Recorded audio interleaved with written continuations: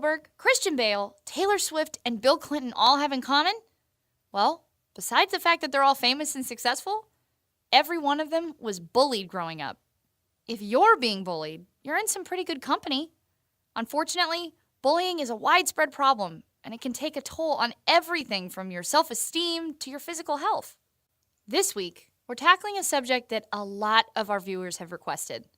What do you do if you're being bullied?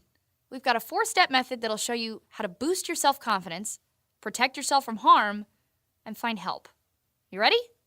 Hey, the sheer number of awesome people who were bullied as kids tells us 2 things. 1, bullying is pretty common. Studies have found that nearly 1/3 of all students, some 13 million people, are bullied each year.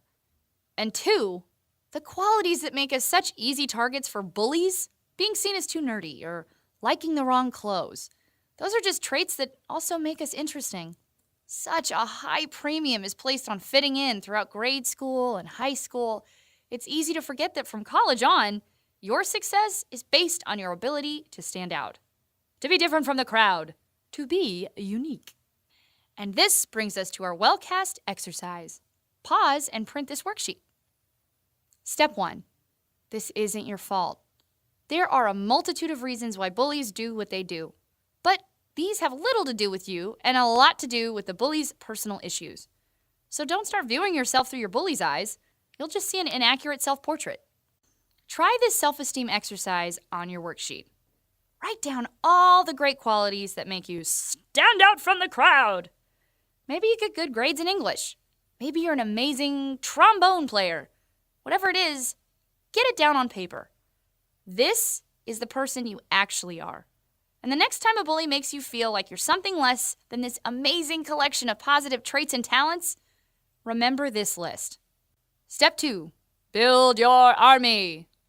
Seriously, surround yourself with people who care about you and who appreciate you for exactly who you are.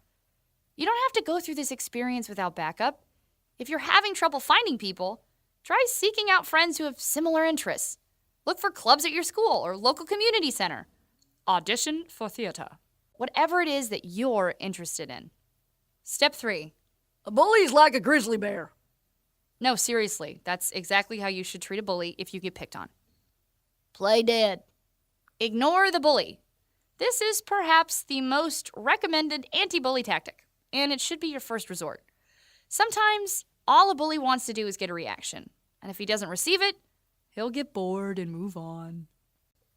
Travel in packs. Just like you shouldn't go camping without a buddy system, try not to get caught alone with the bully. Stick close to your friends. It'll be hard for the bully to get to you if you're with your wingmen. Get out of there! This is your nuclear option if you find yourself alone with a bully who will not stop tormenting you. The second you feel unsafe or overwhelmed, find a way to extricate yourself from the situation. Go find your friends or go get help. Which brings us to step 4. Find someone you can talk to. Speak out. Nobody has the right to make you feel unsafe, uncomfortable, or unhappy. Find someone you can trust. A teacher, a guidance counselor, a parent, even a friend, and tell them what's going on. There's no reason for you to have to tackle this problem all by yourself. There are people out there who will drop anything to help you. If you're uncomfortable approaching someone at your school, there are other places to turn. A great resource is 1-800-4-A-CHILD, also found on your worksheet. It's a toll-free number, so it won't cost any money, and there are people available to talk at any time of the day or night.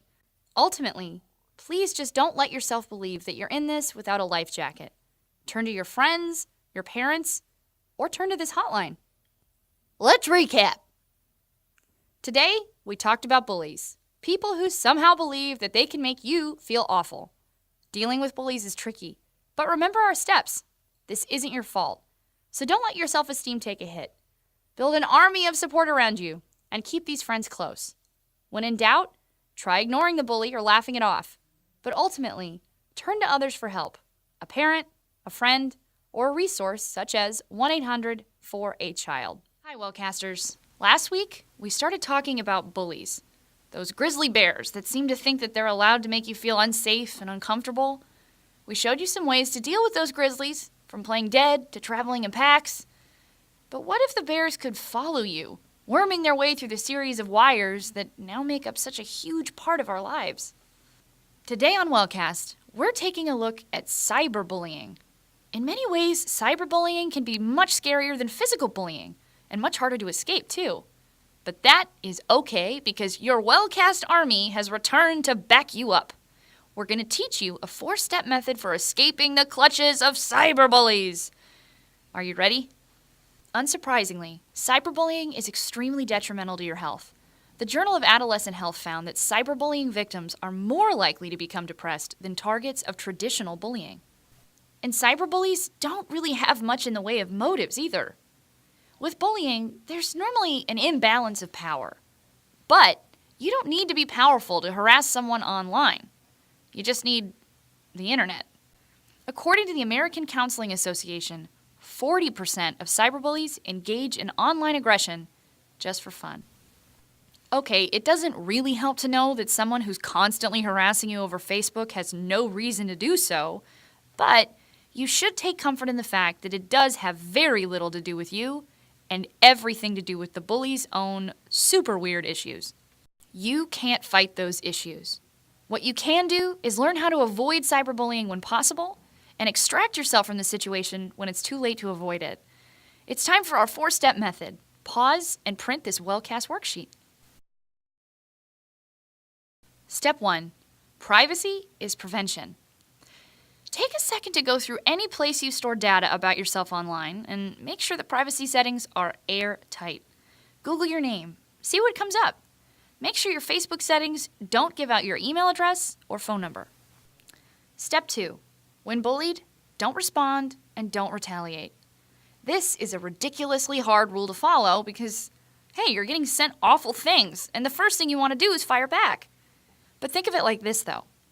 Engaging with a bully is like pouring water on a grease fire. It seems like the obvious thing to do at the time because, holy crap, my stovetop is in flames! But water just spreads the fire, and retaliating to a cyberbully just encourages the bully because you're giving him what he wants. Step 3. Block the bully if possible. What's better than ignoring a bully?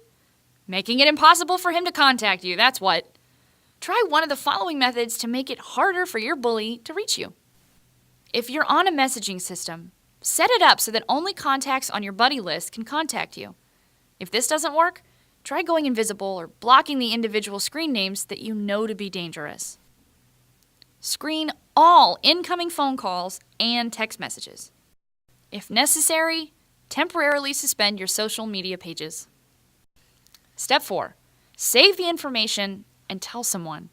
First and foremost, report the bullying to the service provider because cyberbullying is outlawed on most sites and messenger services. Cyberbullying is also illegal in most states, though some bullies might think they can get away with a lot simply because nobody knows who they are. What they forget is that they're leaving a pretty significant electronic trail. Save any threatening correspondence, email, Facebook, phones, etc., and show it to somebody you trust. This could be a parent, teacher, or friend. To recap, if you're being cyberbullied, first, make sure your online presence is as private as possible. Don't retaliate, but block the bully from communicating with you as much as you can. And finally, save all information and tell someone you trust about the bullying. If you would like more advice on dealing with bullies, like why you should never listen to a bully in the first place, click back to our last bullying episode.